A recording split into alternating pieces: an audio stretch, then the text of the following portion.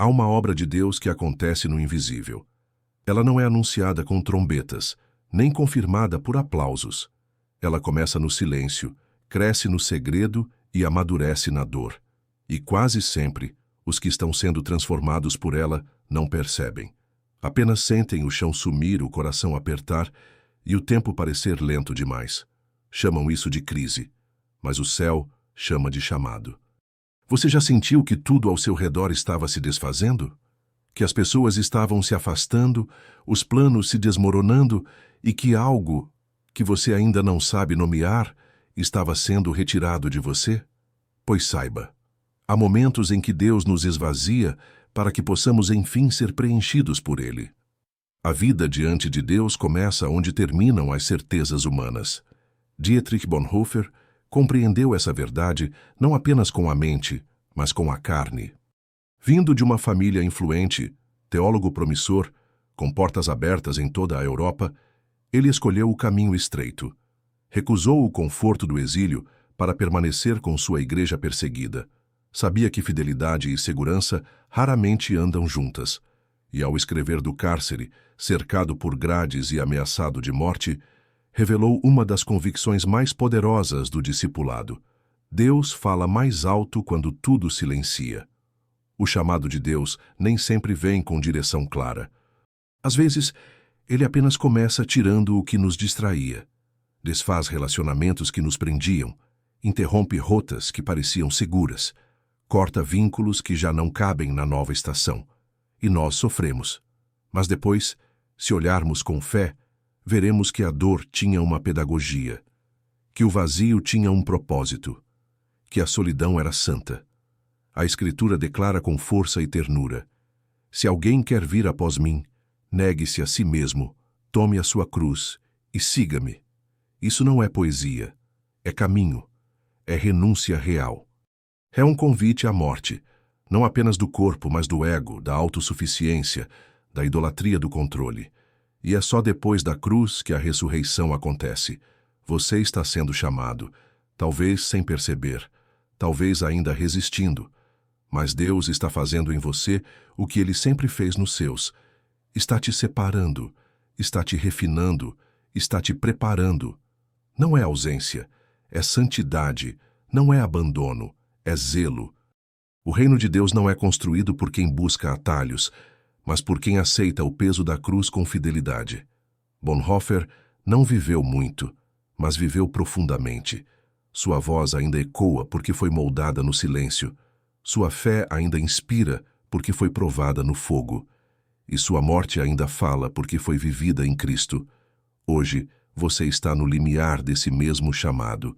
Não se trata de uma missão extraordinária, mas de uma vida ordinária rendida ao senhorio de Jesus. Trata-se de confiar quando tudo parece desmoronar, de esperar quando a resposta não vem, de permanecer quando o coração quer fugir. E, sobretudo, trata-se de ouvir, ouvir no silêncio, ouvir na espera, ouvir na cruz. Porque quando Deus chama, Ele não grita, Ele sussurra. E quem aprender a ouvir essa voz nunca mais será o mesmo. Você já percebeu como o silêncio se tornou insuportável? Vivemos cercados de ruídos, vozes que opinam, promessas que distraem, tarefas que nos consomem. Mas quando tudo silencia, quando a casa está vazia, quando a última mensagem não chega, algo dentro de nós se move. O silêncio nos assusta porque ele expõe. Ele revela o vazio que o barulho escondia. A alma, acostumada com distrações, começa a gritar por sentido. É nessa hora que muitos desistem. Pensam que Deus se ausentou. Pensam que foram esquecidos. Mas a verdade é outra. Deus está mais perto do que nunca. Dietrich Bonhoeffer escreveu da prisão que o silêncio diante de Deus é uma forma de presença mais densa do que o barulho das palavras. Ele sabia do que falava. Isolado em uma cela gelada por se opor ao nazismo, distante da igreja, dos amigos e da liberdade, ele descobriu algo que só o silêncio profundo pode revelar. Deus não nos abandona. Ele nos separa. E há uma diferença sagrada entre ausência e separação. A ausência machuca, mas a separação amadurece. Deus nos separa para nos preparar. Ele nos tira do centro das atenções para colocar nosso coração no centro da vontade dele. Ele esvazia nossos dias para encher nossa alma. Porque somente quando todas as vozes se calam é que ouvimos a única que importa. No deserto, Deus fala. Na prisão, Deus visita. No silêncio, Deus se revela. A Escritura declara, e agora receba como palavra viva: o Senhor está perto dos que têm o coração quebrantado e salva-os de espírito abatido. O silêncio não é castigo, é convite. É como se o céu dissesse: venha mais fundo. Eu quero falar, mas você precisa parar. E nós resistimos. Queremos respostas rápidas, queremos alívio imediato. Mas Deus não se apressa. Ele não compete com barulho. Ele espera. Ele sussurra. E quando percebe que o coração está despido de orgulho, ele entra. Bonhoeffer aprendeu isso entre grades. Em Finkenwalde, antes da prisão, já ensinava aos seus alunos: ore antes que o dia comece. Ore antes que o mundo te distraia. Ele sabia que quem ora no silêncio não se desespera no barulho. E quem conhece Deus na solidão não se ilude com multidões. Se você se sente só, não corra. Fique, silencie. Repare na presença que te envolve agora. Há um Deus que transforma desertos em jardins e celas em catedrais. Ele está aí, não para te entreter, mas para te transformar. Dobre seus joelhos. Diga com fé: Senhor, se o silêncio é o lugar do teu encontro, então cala em mim toda outra voz. Se a solidão é o teu altar, então consagra meu vazio. Faz morada em mim. Porque quem aprende a escutar Deus no silêncio nunca mais terá medo de estar só. E quem foi separado por Ele será sustentado por Ele. Existe um momento em que a alma se dá conta. Ninguém pode preencher aquilo que foi reservado para Deus. Não é fácil encarar esse abismo interno. Quando amigos se afastam, quando a rotina perde o brilho, quando os antigos refúgios não aliviam mais, sentimos uma ausência que pesa. Um vazio que parece sussurrar: algo está faltando. E o erro é tentar preenchê-lo com distrações. Alguns se entregam ao trabalho, outros mergulham em relacionamentos, muitos se escondem em vícios ou promessas de felicidade instantânea. Mas o vazio permanece, porque não é um defeito, é um altar. Dietrich Bonhoeffer ensinava que a verdadeira fé começa onde a autossuficiência termina. Ele dizia que Deus cava em nós um espaço, e esse espaço dói. Ele remove o supérfluo, retira o apoio humano, desmonta o ego e nos deixa nus diante de sua presença. Não por crueldade, mas por misericórdia. Porque Deus só enche aquilo que está disposto a ser esvaziado. A Escritura anuncia com ternura. Ouça isso com reverência. Meu Deus suprirá todas as vossas necessidades, segundo as suas riquezas na glória em Cristo Jesus. Essa promessa não é para os satisfeitos, mas para os famintos. Não é para os cheios de si, mas para os que reconhecem o próprio vazio. O que Bonhoeffer descobriu na prisão foi que a escassez do mundo abre espaço para a abundância de Deus. Ele, que vinha de uma família aristocrática e intelectual, aprendeu entre grades que a plenitude não está na cultura, nem no status, nem nas certezas. Está na presença. E a presença de Deus se manifesta muitas vezes quando tudo o mais falha. Você sente esse vazio? Então pare de fugir dele. Não tente silenciá-lo com distrações. Não corra para os braços errados. Esse vazio é um chamado. Deus está abrindo espaço em você para algo maior. Permita que esse lugar em seu peito, que agora parece escuro e dolorido, se torne o santuário da presença divina. Diga com fé: Senhor, se o vazio é teu instrumento, então cava mais fundo. Se o que me falta é o que me leva a ti, então que nada me baste além da tua presença. Lembre-se, aquilo que hoje te falta pode ser o espaço exato onde Deus deseja plantar algo eterno. A árvore da fé cresce no solo da renúncia. A graça floresce onde os ídolos foram arrancados. A paz vem depois que o mundo silencia. Bonhoeffer um dia escreveu: a graça é gratuita, mas não é barata. Ela custou tudo a Deus e custa tudo a nós. O vazio que você sente é o custo de quem está sendo preparado para carregar algo sagrado. A ausência que hoje te fere é o terreno onde Deus depositará o que os olhos ainda não viram. Dobre-se em oração.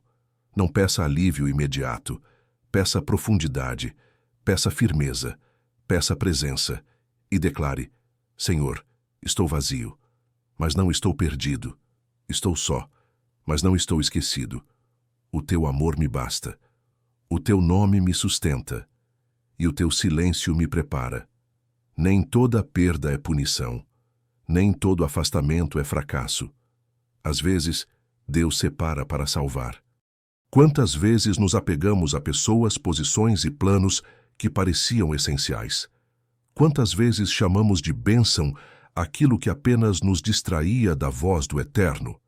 Até que, sem aviso, somos privados da companhia, do projeto, da segurança. O chão desaparece. A rotina quebra. O coração se vê só. E perguntamos por quê. Mas talvez a pergunta correta não seja por quê, e sim para quê. Bonhoeffer conheceu esse tipo de separação. Quando foi impedido de pregar, ensinar e se reunir com a comunidade que amava, ele não mergulhou em autocomiseração. Ele compreendeu que Deus estava fazendo algo mais profundo. Ele escreveu: Deus não nos conduz à solidão para nos destruir, mas para nos limpar. Na prisão, separado de tudo, ele redescobriu o essencial. O discipulado não é sustentado por estruturas humanas, mas pela obediência radical à palavra. A Bíblia é clara. Escute como quem precisa dessa verdade.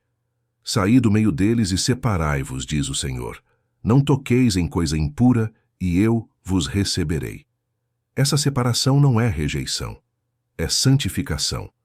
Deus está retirando você do que é comum para fazer de você algo consagrado. E isso dói.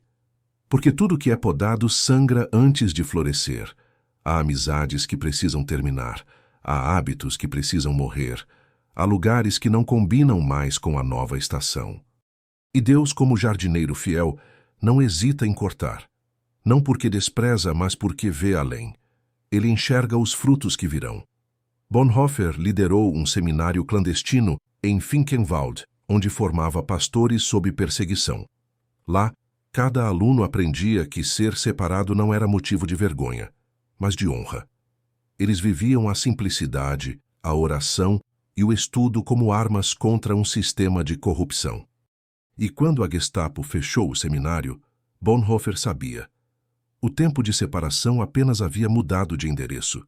Se hoje você se sente cortado, de pessoas, de planos, de rotas, saiba, Deus está purificando.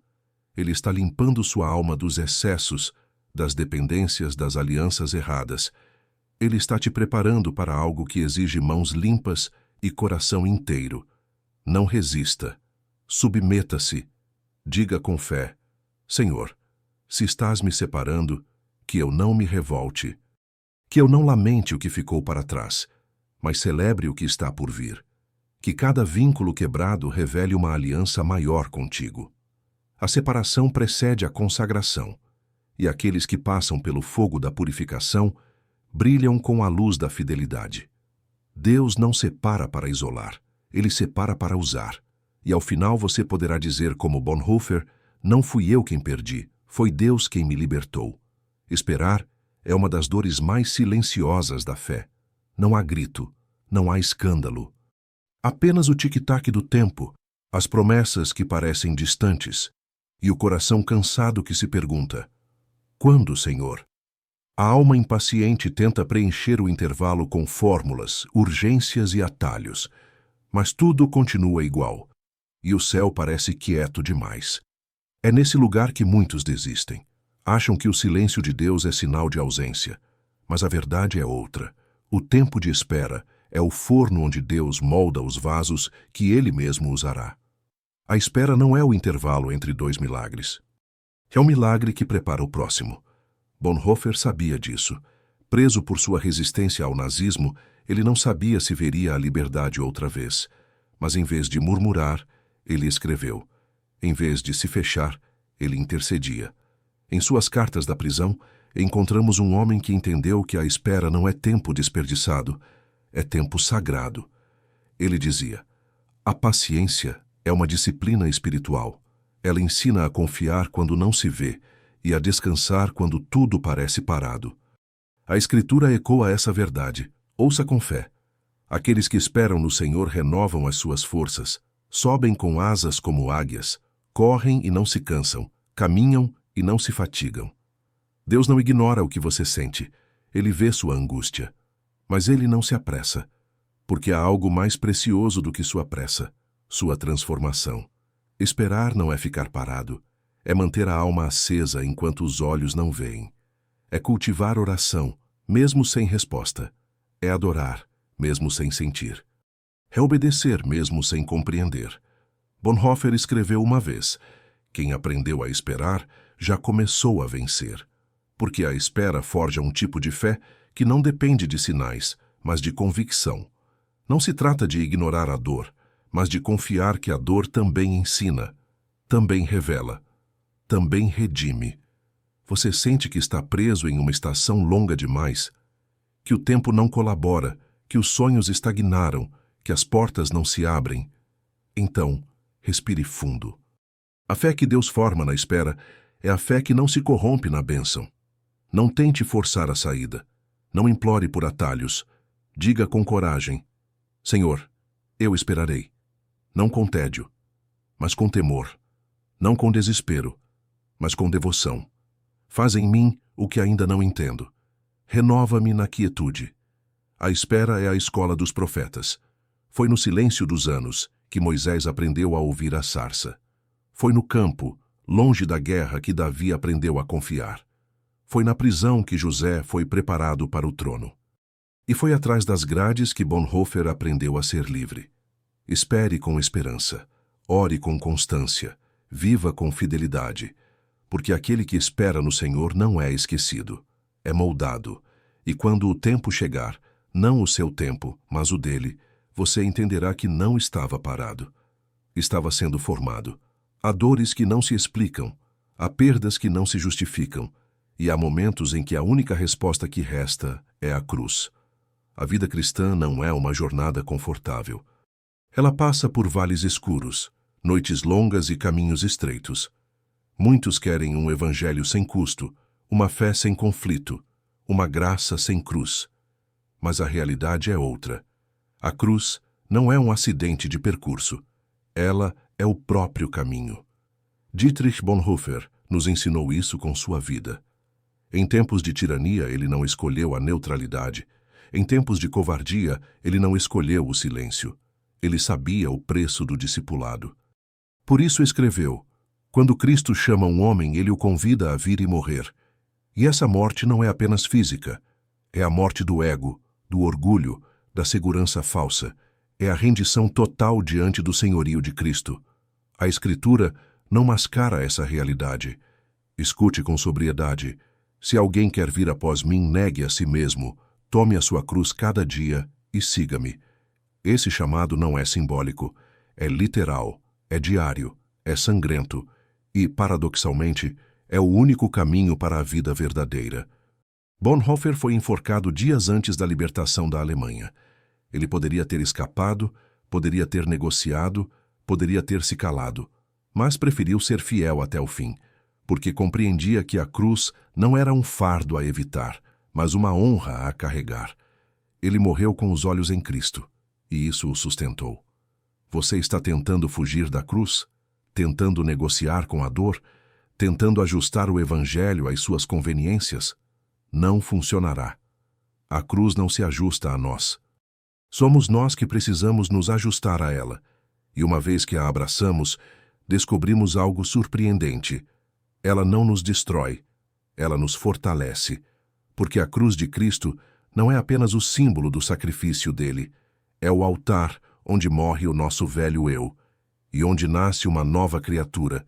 Se hoje sua fé está sendo provada, se tudo parece difícil demais, se o caminho exige renúncias que você não esperava, então você está no caminho certo, porque seguir a Cristo é sempre custoso. Mas a recompensa é eterna. Ore com entrega. Senhor, Eu não fujo da cruz. Eu a recebo como tua vontade para a minha vida. Fortalece-me para carregar o que não compreendo, e que a minha vida, mesmo em dor, glorifique o teu nome. A cruz que hoje pesa, amanhã será coroa. O caminho que hoje fere, amanhã será vitória. E a fidelidade que hoje custa, amanhã será celebrada na eternidade. Se essa palavra tocou seu coração, responda com fé. Curta este vídeo, inscreva-se no canal e considere deixar um apoio de qualquer valor. Isso sustenta essa missão. E escreva nos comentários uma expressão de rendição e coragem. Graça que custa, porque quem segue o Cordeiro carrega a cruz, mas também participa da glória.